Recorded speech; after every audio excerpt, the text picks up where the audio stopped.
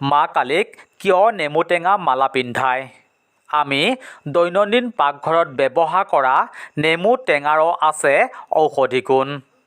নেমু টেঙাক বিভিন্ন কামত ব্যৱহাৰ কৰাৰ লগতে তন্ত্ৰ মন্ত্ৰৰ কামতো ব্যৱহাৰ কৰা হয় নেমু টেঙা।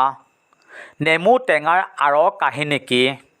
কিয় মাতা কালীক নেমু টেঙা মালা পিন্ধায়?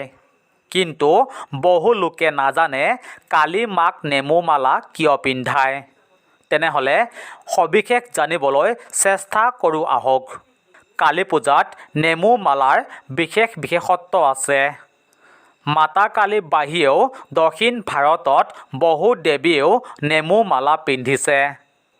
আপোনালোকে হয়তো বহুবাৰ মা কালীক ফুলৰ মালা আগবঢ়াইছে। দক্ষিণ ভাৰতত মাতা কালীৰ প্ৰতিমূৰ্তিৰ লগতে আৰু বহু দেৱীৰ প্ৰতিমূৰ্তিত নেমু মালা আগবঢ়ায়।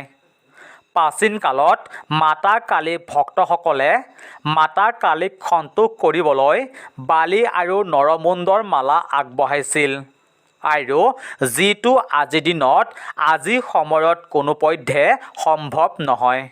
সেয়েহে মানুহৰ নৰমুণ্ডৰ সলনি মা কালীক নেমু মালা আগবঢ়ায়। এতিয়া প্ৰশ্ন হ'ল, মা কালীক কেনেকৈ নেমু টেঙা মালা দিব লাগে? নেমু টেঙা মালা আগবঢ়োৱাৰ বিশেষ নিয়ম আছে। মা কালীক নেমু টেঙাৰ মালা আগবঢ়োৱাৰ আগতে গণনা কৰিহে দেৱী মাক নেমু টেঙাৰ মালা আগবঢ়ায়।